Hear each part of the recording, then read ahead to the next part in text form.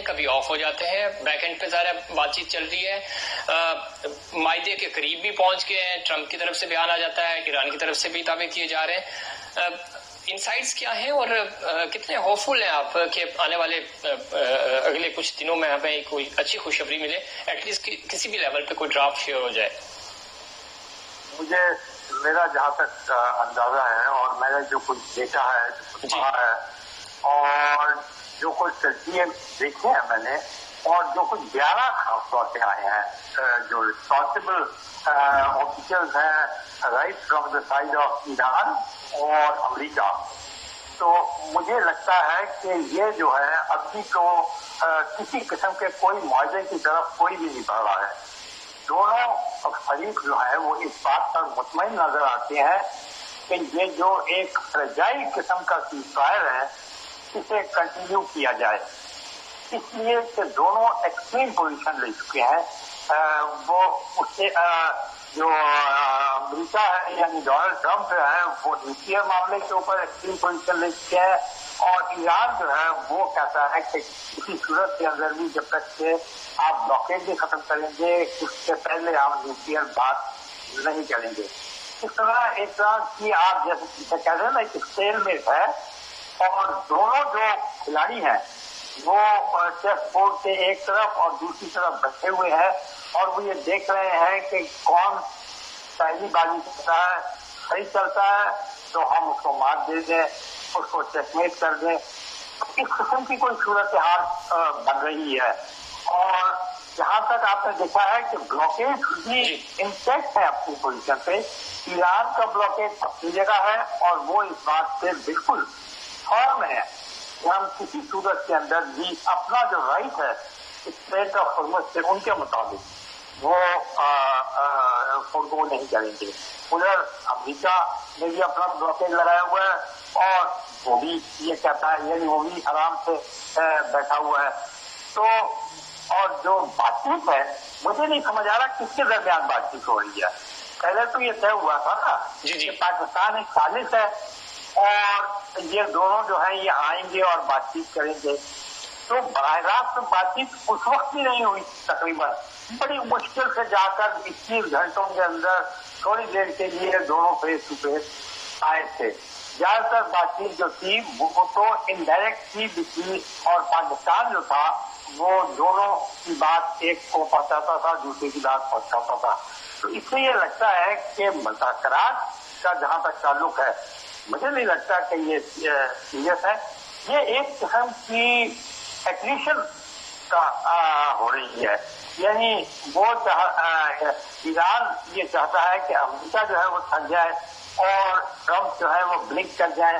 دوسری طرف یہ ٹرمپ چاہتے ہیں کہ ایران, لیکن دونوں طرف سے کوئی وہ نہیں رکھتی. اس لیے کہ میں آپ کو ایک بات بتاؤں رفیق, جب یہ قسم کے پیچیدہ معاملات آتے ہیں, میں نے 12 مرتبہ کہا اور آپ نے اس بات پر میرے سے ایگری بھی کیا کہ بڑے ہی پیچیدہ قسم کے انٹرنیشنل معاملات ہیں. یہ نیوکلیئر ڈیل اس میں منور مرزا صاحب آپ درست فرما رہے ہیں, لیکن ایک آپ کو سیف ایگزسٹ تو چاہیے. جو آپ بات کر رہے ہیں میں کنسیڈ کر رہا ہوں اس بات کو, میرے ساتھ بھی سن رہے ہیں ہمارے جو ناظرین ہیں وہ بھی سمجھ رہے ہیں کہ یہ معاملہ اسی طرح کا ہے. اگر ہم آف دی ریکارڈ کی بات کریں تو ظاہر سارے چاہ رہے ہیں کہ بات چیت ہو, کسی طرح معاملات آگے بڑھیں, لیکن ظاہر ایک پیپر تو آپ کو چاہیے نا کہ کوئی اس طرح کا کہ ہمیں سیف ایگزسٹ ملے. وہ شاید کوئی ماڈل نہیں بن پا رہا دونوں ملکوں کے لیے. نہیں, ایک ماڈل بن گیا ہے اور وہ بڑی حوصلہ ہوگا. بات اصل میں یہ ہے کہ اس کی جو سب سے اگریم پارٹی ہے نا, جو افیکٹ جس کے اوپر سب سے زیادہ پڑا ہے, یہ دونوں پارٹی جو ہیں یہ تو جنگ کے اندر ہے. لیکن وہ پارٹی جو کہ سب سے زیادہ متاثر ہوئی ہے وہ ہے چائنا. اور چائنا سے جو تعلقات ہیں آپ کو معلوم ہے امریکہ سے بھی اچھے خاصے ہیں, اور وہ ٹرمپ جو ہے وہ جا بھی رہے ہیں ان کے پاس ایک سمٹ میٹنگ کے لیے. اور دوسری طرف ایران کے ساتھ تو ان کے بہت ہی قریبی تعلقات ہیں. ابھی ان کے فورن منسٹر اراغچی گئے تھے اور وہاں پہ بھی بات کی. لیکن جو بات انہوں نے بیجنگ میں کہی ان کے اسپوکس پرسن نے اور بتایا کہ بات چیت کے اندر جس چیز کے اوپر انہوں نے زور دیا ہے وہ یہ ہے کہ پیس آف. اس کا مطلب یہ ہے کہ چائنا पाकिस्तानी टॉक को बैक कर रहा है। उसके पीछे जो फोर्स है, जो अमेरिका को और ईरान को दोनों को टेबल पे बिठा रही है, वो कहना है। और ये बड़ी हौसला अफजा बात है। देखिए, मैं आपको एक बात बताऊं, पिछली जो न्यूक्लियर डील हुई थी उसके अंदर पूरा यूरोप था, बरतानिया था, चीन था और रूस था। यह मामला न्यूक्लियर डील का ईरान के साथ अमेरिका अकेला कह नहीं कर सकता। ट्रंप साहब को अगर ये कुछ फहमी है और उन्होंने इसको खत्म भी किया था, समझता हूँ उनकी बड़ी गलती भी थी कि उन्होंने इसे खत्म कर दिया। अच्छा खासा इसे था, उसको खामखा के लिए उन्होंने अपना इलेक्शन इश्यू बनाकर इसे खत्म किया। अब उनको भी शायद एहसास हो रहा हो कि ये जो स्टेप उन्होंने उठाया ये टू मच था। अब वापस उसी जगह आना चाहते हैं वो। अजीब बात ये है, यानी वही चाहते हैं कि अब कमजोरी खत्म कर दी जाए, वही चाहते हैं कि वो किसी थर्ड पार्टी को जो यूरेनियम है वो पास ऑन कर दिया जाए। तो ये सारी स्टेट ऑफ हॉर्मस में का जमाने में कोई मामला ही नहीं था। जो हसन रूहानी साहब थे और जावेद जरीफ साहब थे, उन्होंने बड़ी ही मैं दाद असल में उनको देता हूँ, आज ईमानदारी की बात समझता हूँ, अमेरिका की उसको नहीं देता, मैं दाद उनको देता हूँ हसन रूहानी साहब की डिप्लोमेसी को, उनके सब्र को, उनके पेशेंस को, और जावेद जरीफ साहब की टेक्निकल और डिप्लोमेटिक एक्सपर्टीज को, जो कि इंटरेक्ट करते थे उन बड़ी ताकतों से। बयापुर से बड़े फॉरेन मिनिस्टर और उनसे वो इंटरेक्ट करते थे।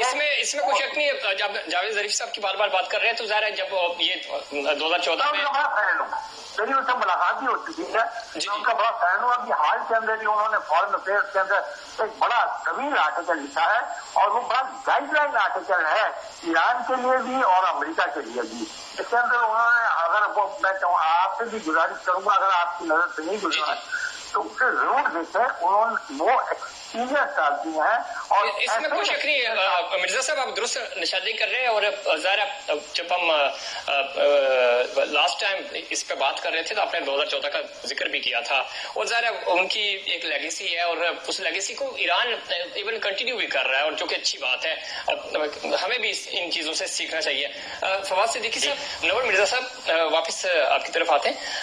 एक थ्रेट तो है ये अमेरिकन सिक्योरिटी की, जब हम बात करते हैं सलामती की बात करते हैं, सो अमन अमान होगा। और जो बात चीन की बार बार कर रहे हैं, सारे मिर्जा साहब ने भी उसकी निशानदेही की, ट्रंप को विजिट भी करना है, उससे पहले ये सारी चीजें सेटल डाउन भी करनी है, और इतना आसान भी नहीं है, समेटना इतना आसान नहीं हो पा रहा। क्या वे फॉरवर्ड आपको नजर आ रहा है? देखिए, जहाँ तक चीन का मामला, मैंने अल्फाज इस्तेमाल किए, आप देखिए वो बड़े डिप्लोमेटिक अल्फाज है जो डिप्लोमेसी में इस्तेमाल किए जाते हैं। इट इज वो हौसला अफजा है, इट इज इनकरेजिंग। मगर मैंने कभी ये नहीं कहा कि चीन जो है वो इसके अंदर कोई पिवटल रोल प्ले करेगा, बीच में आने की कोशिश चीन कभी नहीं करेगा। वजह बड़ी सिंपल है, चीन का जो अमेरिका के साथ मामला है वो इंडो पैसिफिक का है, यानी एक जो है वो ताइवान का मसला, उसके साथ बहुत सीरियस मसला है। वो मैं और आप नहीं ये लिख कर सकते, इसलिए कि हम समझते हैं कि सर जो मसले हमारे हो वो सबसे इम्पोर्टेंट है।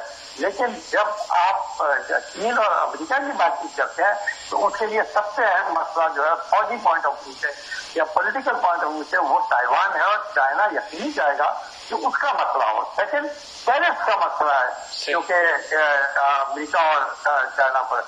ये तीसरा मसला पैदा इसलिए हुआ है कि चाइना तकरीबन round about 1.3 million barrel per day जो है वो ईरानी तेल को कंज्यूम करता है, यानी राउंड अबाउट जो तेल टोटल ईरान एक्सपोर्ट कर रहा है उसमें से 80% जो है वो चाइना की तरफ जा रहा है। तो यकीनी बात है कि चाइना ये नहीं चाहेगा कि उसका जो एक ईजी फ्लो है ऑयल का, उसके अंदर कोई हालांकि उसके पास रिजर्व बड़े जबरदस्त है। लेकिन चाइना जो काम करना चाहेगा इस वक्त वो ये है कि बाकी जो ताकतें हैं वही जो पुरानी थी उन सबको इन्वॉल्व करे, उसमें रशिया तो बिल्कुल साथ ही है उसके। इसीलिए चाइना जो लोग इस्तेमाल कर रहे हैं, मैं उनके स्पोर्ट्स पर्सन से भी देखा है, उसमें वो हल की तरफ नहीं जा रहे। जी वो कह रहे हैं मुज़ाकरात करें। मतलब ये फैसला आपने करना है, अमेरिका आपने या और जो ताकतें इसके अंदर इन्वॉल्व है, अच्छा, फिर मैं स्टेट ऑफ हॉर्मस की एक बात बताऊं। यहाँ पर पोजीशन अमेरिका की भी कमजोर है और ईरान की भी, मैं आपको तो बताता हूँ, कमजोर है।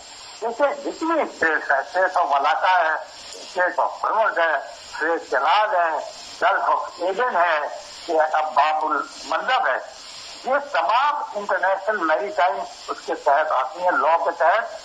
इसके ऊपर ना तो आप कोई पाबंदी लगा सकते हैं मर्चेंट शिप के ऊपर, ना किसी किस्म का कोई आप टोल वसूल कर सकते हैं।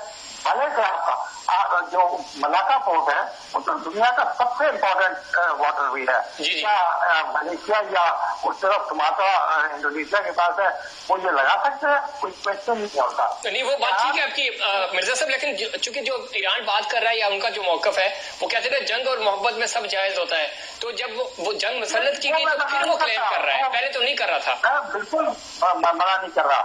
ईरान ने जिस तरह वो कहते हैं अब हमारी मक्का का मामला है और मक्का के लिए हम किसी हद तक भी जाने के लिए तैयार, और कोई भी मुल्क यही कहेगा कि हम अपनी वफा के लिए जब जान पे ही मान आइए तो फिर वो तो जाएगा और हद तक।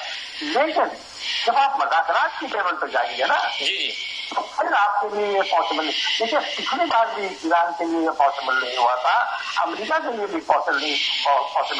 गिवन टेक के अंदर हुर्मत कहीं नहीं आता। गिवन टेक में जो चीज आई थी वो इसलिए कि देखा ना, कोई ईरान अकेला थोड़ी है उस जंग के ऊपर। तो वो जो इतनी लंबी चौड़ी अरब कंट्रीज है, इराक है और दूसरी कंट्रीज है, वो सारे अपना राइट फॉलो कर रही है, वो भी तो सब उस पानी के इर्द है। भले से उनका जो कमांडिंग पोर्ट है वो उनके पास नहीं है, लेकिन वो सब मौजूद है। वो कैसे किस तरह फॉलो करेंगे, तो हर उसका मसला बन जाएगा मुल्क का। और फिर सारी वो मुस्लिम कंट्रीज है। ईरान की अभी गुज़िश्ता साल तो चीन ने बाकी ताल्लुकात कायम कराए हैं सऊदी अरेबिया से। ईरान किसी सूरत में भी नहीं चाहेगा कि वो मुस्लिम कंट्रीज से ताल्लुकात खराब करेंगे या सऊदी अरेबिया से अपने बात की। अभी तक आप देखें किसी किस्म की कोई हलचल नहीं हुई है, हालांकि अरब कंट्रीज के वो करते रहे, ब्लेम करते रहे ईरान को कि उसने ड्रोन और मिसाइल का इस्तेमाल किया, चाहे वो अमेरिका ने ड्रोन के खिलाफ किया। लेकिन ये तो वो कंटेस्ट नहीं करेगा कभी भी क्या आपको ये राइट नहीं है कि आप अपना जहाज यहाँ से गुजारे, अपना तेज यहाँ से गुजारे। ये तो मेरे जो वर्ल्ड वॉर टाइप की चीज में सकते हो, इवन यूरोपियन इस्लामिक कम्युनिटी की आप तारीख करारदार में देखते हैं, वो ये कह रहे हैं कि स्टेट ऑफ हुर्मस को आप खड़े करें, जिसे तो आपको खोलना ही पड़ेगा। अगली बात जो करनी है आपने वो ये है वॉर को खत्म करना, फायर को कंटिन्यू करना, रिजीम चेंज के मसाइल हैं इनको फोरगो करना। और मैं नहीं समझता कि अमेरिका जो है अब इस पोजिशन में है कि किसी किस्म को रिजीम चेंज करे, क्योंकि रिजीम चेंज करने का मामला जो है वो लोगों के पास होता है, ईरानी लोगों के पास है। उन्होंने को लोग फैसला करेंगे कि उन्हें किस किस्म की रिजीम चाहिए, अमेरिका नहीं कर सकता। जैसे कि ईरान ये नहीं कर सकता कि अमेरिका के अंदर कोई रिजीम चेंज करे। तो ये सब इंटरनल मामला है। और एक और बात का भी आप पाल डोनाल्ड ट्रम्प साहब के बहुत सारे बयान सुबह एक देते हैं, दोपहर को एक देते हैं, शाम को एक देते हैं, रात को सोने से पहले एक देते हैं। जदीद टेक्नोलॉजी की बार बार बात हो रही है, जरा चाहे हमारी आर्मी हो, नेवी हो, जदीद या एयरफोर्स है, जदीद टेक्नोलॉजी और जदीद हथियार हमारा खासा रहे। और यही वजह है कि हमें जो भारत के साथ हमारी जंग हुई उसमें भी हमें फजाई बरतरी हासिल हुई और उसकी रीजन यही थी। किस तरह इसके ऊपर आप क्या इनपुट देंगे? नेवल चीफ ने भी कहा कि 30 वर्सेस 70 की जंग है, यानी पानी वर्सेस खुश्की की जंग है ये, और आप तो ये एक पीक पे है। इसको कंट्रोल करने के लिए नेवी में जिस तरह हमारे एडिशन हुआ है जदीद हथियारों का, मजीद टेक्नोलॉजी भी हमें एड ऑन करनी चाहिए। किस तरह देखते हैं अपनी बैरी कुव्वत को? बिल्कुल, आपने बड़ा अच्छा पॉइंट आउट कराया है। मैं नेवी का जो एक्सपेंशन खासतौर पर इंडियन ओशन में हो रहा है उसके ऊपर कोई जरूर बात करना पसंद करूंगा, लेकिन इससे पहले मैं जरा सा रेफर करूंगा फील्ड मार्शल शमीम साहब का कल का कोर कमांडर इजलास का की तकरीर था, जिसमें उन्होंने एक खास लफ्ज इस्तेमाल किया है। उन्होंने ये कहा है कि वक्त है पाकिस्तान के लिए कि वो हर वक्त विजिलेंट रहे, यानी किसी महाज के ऊपर भी पाकिस्तान जो है वो रिलैक्स नहीं कर सकता।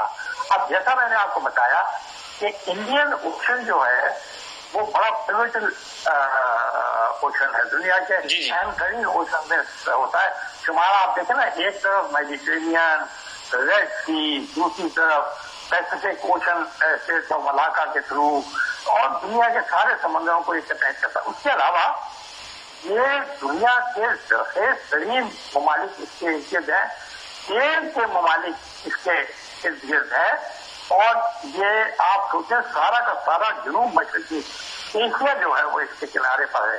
تو یہ پاکستان کے لیے بھی بہت لازمی ہے، اس لیے کہ دیکھیے انڈیا میں بھی کیونکہ ہمارا فرسٹ کمپیٹیٹر ہے، اس نے اپنی نیول ایکسپینشن بہت زیادہ کی ہے.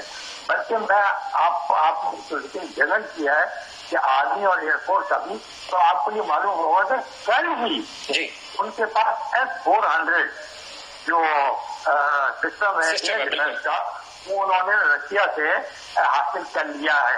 اور یہ بڑا ایڈوانس سسٹم ہے، یہ اس سسٹم سے ایڈوانس ہے جسے پاکستان نے تباہ کیا تھا. جی بالکل، آپ 9 مئی کو، ٹھیک ہے نا.